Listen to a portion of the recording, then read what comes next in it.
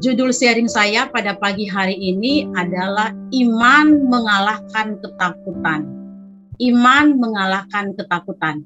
Bapak Ibu Saudara sekalian, satu hal yang menghantui kehidupan seseorang dan sering membuat gagal adalah ketakutan. Rasa takut inilah yang diam-diam menyiksa kehidupan seseorang. Dalam Kamus Besar Bahasa Indonesia, takut itu berarti merasa gemetar, merasa gentar, merasa ngeri, menghadapi sesuatu yang dianggap mendatangkan celaka, tidak berani. Ketakutan adalah salah satu masalah terbesar yang dialami oleh orang percaya. Sekali lagi, ketakutan adalah, saya sebutkan, salah satu masalah terbesar yang dihadapi oleh orang percaya. Makanya di dalam Alkitab kita, di dalam Perjanjian Lama sampai Perjanjian Baru, dalam kitab Kejadian sampai kitab Wahyu, di sana banyak sekali ayat-ayat yang berkata, jangan takut, jangan takut. Katanya, ya, saya juga mendengar hamba-hamba Tuhan berkhotbah bahwa ada 365 kali kata jangan takut ditulis di dalam Alkitab. Ini berarti bahwa Tuhan kita sangat serius mau mengingatkan kita untuk jangan takut menghadapi hidup ini. Jangan takut untuk menghadapi masa depan kita. Jangan takut menghadapi situasi yang kita sedang alami saat-saat ini. Apapun pergumulan Bapak Ibu Saudara sekalian, ya, mungkin saat ini sedang bergumul tentang kesehatan, sakit penyakit, apapun masalah Bapak Ibu Saudara sekalian, pesan Tuhan pagi hari ini, jangan takut. Jangan takut, ada Tuhan yang akan menyertai kita. Bapak Ibu Saudara sekalian, kita yang hadir di Zoom pada pagi hari ini pasti pernah mengalami ketakutan. Hal ini tentunya wajar dan sangat manusiawi. Tahukah Bapak Ibu Saudara sekalian bahwa ketakutan di batas normal akan menghindarkan kita dari bahaya dan membuat kita lebih waspada lagi. Saya kasih contoh seperti ini. Takut masuk penjara, pastinya kita tidak akan melakukan perbuatan yang melawan hukum. Takut gemuk, kita akan menjaga pola makan kita dan rajin berolahraga. Takut kecelakaan, kita akan mengendarai kendaraan kita lebih hati-hati lagi. Takut terkena virus corona, kita akan menjalankan prokes dengan sebaik-baiknya. Tanpa rasa takut itu akan memungkinkan kita menerjang segala sesuatu tanpa memikirkan resiko dan dampak akhirnya. Tanpa rasa takut itu mungkin umur kita akan pendek karena kita tidak menyadari dan peduli akan bahaya yang ada di sekitar kita. Bapak Ibu Saudara sekalian, yang harus kita waspadai, yang kita harus hati-hati adalah takut yang berlebihan yang akan melumpuhkan sendi-sendi kehidupan orang percaya. Di dalam Alkitab ada beberapa tokoh Alkitab yang mengalami takut yang berlebih. Sebut saja Abraham. Abraham itu takut dibunuh oleh Abimelek karena kecantikan Sarah. Sehingga dia berpura-pura mengatakan bahwa Sarah itu bukan istrinya, tetapi Sarah itu adalah saudaranya. Siapa tidak kenal Elia? Elia ketakutan dan melarikan diri di padang gurun dan bersembunyi di sebuah gua yang bernama di sebuah gua di Gunung Horeb. Dia ketakutan terhadap Isabel yang mengancam dia untuk membunuhnya. Bukankah berbanding terbalik apa yang dilakukan Elia ketika dia berada di atas Gunung Karmel? Atas perkenanan Tuhan, Elia menang melawan 450 nabi. 450 melawan 1, Elia menang. Tetapi ini 1 lawan 1, Elia kalah. Di sini menunjukkan betapa dahsyatnya seorang perempuan. Jadi jangan meremehkan perempuan ya. Dan hal yang berikutnya adalah Daud ya. Siapa tidak kenal Daud?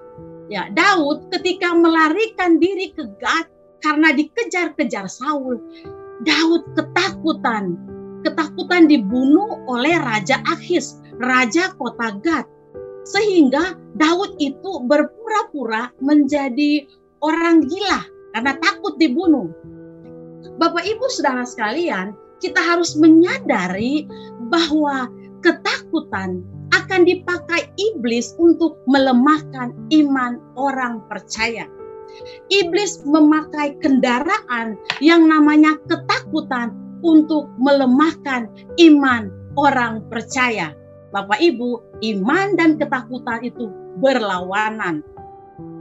Iman dan ketakutan itu berseberangan. Seseorang yang beriman dalam hidupnya tidak akan takut. Tetapi orang yang tidak mempunyai iman, hidupnya dikuasai oleh ketakutan. Jangan takut. Apa yang kau takutkan, apa yang kau cemaskan, itu yang terjadi di dalam hidup kita. Itu yang dikatakan Ayub di dalam Ayub 3 ayatnya yang ke-25. Karena yang kutakutkan itulah yang menimpa aku, dan yang kucemaskan itulah yang mendatangi aku. Bapak Ibu Saudara sekalian, sebagai orang percaya, janganlah kita takut. Kita seharusnya tidak takut, karena ketakutan itu menghilangkan damai. Ketakutan itu menghilangkan sukacita, dan ketakutan itu menghilangkan berkat-berkat Tuhan. Sebagai orang percaya, kalau kita takut, berarti kita meragukan Tuhan. Kita meragukan kuasa Tuhan bekerja di dalam hidup kita. Jangan takut, karena Tuhan memberikan kepada kita bukan roh ketakutan. 2 Timotius 1 ayatnya yang ke-7. Sebab Allah memberikan kepada kita bukan roh ketakutan, melainkan roh yang membangkitkan kekuatan, kasih, dan ketertiban. Haleluya. Bapak Ibu Saudara sekalian, Daud dalam mazmurnya bersaksi bahwa dia tidak takut menghadapi apapun, karena dia mempunyai Tuhan yang adalah sumber terangnya, Tuhan yang adalah sumber keselamatannya, Tuhan yang adalah kota bentengnya. Kesaksian ini lahir karena pengalaman-pengalaman hidup Daud ketika dia melewati masa-masa yang sulit. Dia melewati masa-masa yang sukar. Dia takut, ya, dia tidak takut. Dia melewati masa-masa yang sulit ketika dikejar-kejar Saul. Saul berusaha, berbagai upaya dilakukan oleh Saul untuk membunuh Daud. Tetapi Tuhan meluputkan Daud. Tuhan menyelamatkan Daud. Mari kita baca di dalam Mazmur 27 ayatnya yang pertama. Mazmur 27 ayatnya yang pertama. Tuhan adalah terangku, terangku kita baris bawahi, dan keselamatanku, keselamatanku garis bawahi. Kepada siapakah aku harus takut? Tuhan adalah benteng hidupku, benteng hidupku garis bawahi. Terhadap siapakah aku harus gemetau? Wow, Daud mempunyai iman yang luar biasa. Bapak Ibu Saudara sekalian, bagaimana supaya kita memiliki iman yang mengalahkan ketakutan? Sekali lagi, bagaimana supaya kita memiliki iman yang mengalahkan ketakutan? Hal yang pertama adalah berdasarkan Mazmur 27 ayatnya yang pertama. Hal yang pertama adalah kita memiliki sumber terang. Sekali lagi, kita memiliki sumber terang. Terang itu memberi kehidupan bagi yang membutuhkan. Sebelum melakukan penciptaan, Tuhan menciptakan pertama kali adalah terang. Terang memberi kehidupan. Di dalam kegelapan, kita yang berani menjadi tidak berani. Kita ketakutan. Telapak tangan pun kita tidak bisa melihat karena segala sesuatu tidak jelas. Apalagi mau melakukan pekerjaan yang maksimal. Ketakutan membuat kita tidak ada damai. Ketakutan membuat kita tidak ada sukacita. Tetapi terang melenyapkan ketakutan. Bapak Ibu Saudara sekalian, kalau terjadi pemadaman listrik dan kemudian lampu itu menyala, biasanya anak-anak akan berteriak, "Hore, asik, ada sukacita." Ya. Ketika terang itu hadir, ada sukacita, ada damai sejahtera, terang melenyapkan ketakutan. Di dalam Yohanes 8 ayat 12 di sana dikatakan, "Akulah terang dunia, barang siapa mengikut aku, ia tidak akan berjalan dalam kegelapan, melainkan ia akan mempunyai terang hidup." Yesus berkata, "Akulah terang hidup." Ketika terang itu menyinari kita, terang Kristus ada dalam kehidupan kita, kita melakukan kebenaran dan kehendaknya, maka kita akan diberikan kekuatan yang ekstra melebihi orang-orang yang hidup di dalam kegelapan. Bapak Ibu Saudara yang dikasihi Tuhan Yesus, hal kedua, bagaimana supaya kita memiliki iman yang mengalahkan ketakutan. Hal yang kedua, karena kita punya Tuhan yang adalah sumber penyelamat kita. Dalam Perjanjian Lama, kata keselamatan memakai kata soter atau soteria yang berarti itu kemakmuran, ketentraman, damai sejahtera.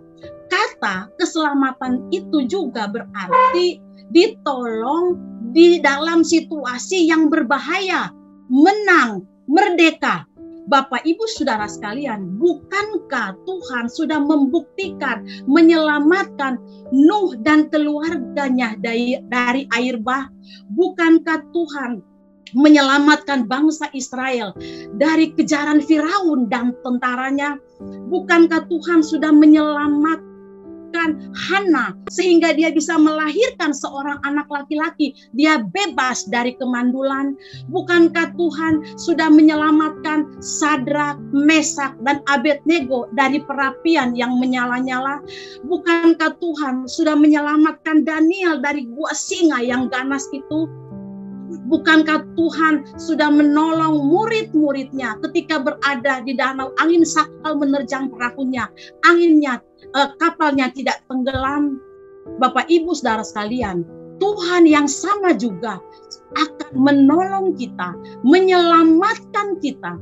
Tuhan yang sama juga akan menyembuhkan kita dari sakit penyakit. Tuhan yang sama juga akan menolong kita, bahkan akan mencukupkan apa yang kita butuhkan.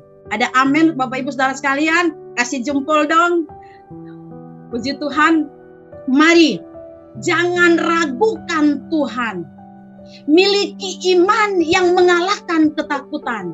Ketiadaan iman, hidup kita akan dikuasai oleh ketakutan. Hal yang ketiga, hal yang terakhir, ya. Bagaimana kita memiliki iman yang mengalahkan ketakutan? Yang ketiga adalah Tuhan adalah benteng hidup kita. Haleluya. Tuhan adalah benteng hidup kita. Bapak Ibu Saudara sekalian, fungsi benteng itu untuk melindungi. Jadi benteng itu berbicara tentang perlindungan. Orang yang ada di dalam benteng itu pasti aman. Tetapi orang yang berada di luar benteng pasti tidak aman. Zaman dahulu kala, setiap kota-kota besar itu harus membangun benteng. Supaya apa? Supaya rakyat yang ada di dalamnya aman. Ya, aman dari musuh. Ya, semakin tinggi, semakin tebal, semakin kokoh benteng tersebut sangat sulit untuk ditaklukkan oleh para musuh. Begitu juga dengan benteng Yeriko. Benteng Yeriko yang mempunyai tinggi kurang lebih 14 meter, tebalnya 6 meter, 2 kali lapisan, ya. Benteng Yeriko sangat sulit untuk ditaklukkan oleh musuh-musuh. Hanya Tuhan yang dapat menaklukkan benteng Yeriko. Bapak, Ibu, Saudara sekalian, kita mempunyai benteng yang melebihi benteng Yeriko. Kita mempunyai benteng yang tidak pernah jebol, yaitu Tuhan Yesus Kristus. Ya. Jangan kita berada di luar bentengnya Tuhan. Pastikan kita tetap berada di dalam bentengnya Tuhan. Benteng berbicara hadirat Tuhan. Inilah kunci pemazmur Daud sehingga dia tidak takut. Ya. Pagi hari ini saya mendorong kita semua untuk tetap berada di dalam bentengnya Tuhan. Tetap berada di dalam hadirat Tuhan, bersekutu dengan Tuhan, berdoa, memuji, menyembah Tuhan. Saudaraku, ketika kita berada di dalam bentengnya Tuhan, kita akan aman, kita akan terlindungi, kita akan kuat, kita tidak akan mengalami ketakutan, karena Tuhan adalah terang kita. Tuhan adalah keselamatan kita. Tuhan adalah kota benteng kita. Hal terakhir, ayat terakhir saya akan bacakan untuk kita semua yang menguatkan saya pribadi juga, yaitu di dalam Yesaya 41 ayatnya yang ke-10. Janganlah takut, sebab aku menyertai engkau. Janganlah bimbang, sebab aku ini Allahmu. Aku akan meneguhkan, bahkan menolong engkau. Aku akan memegang engkau dengan tanganku yang membawa kemenangan. Amin. Demikianlah firman Tuhan. Kiranya menjadi berkat bagi kita semua. Tuhan Yesus memberkati.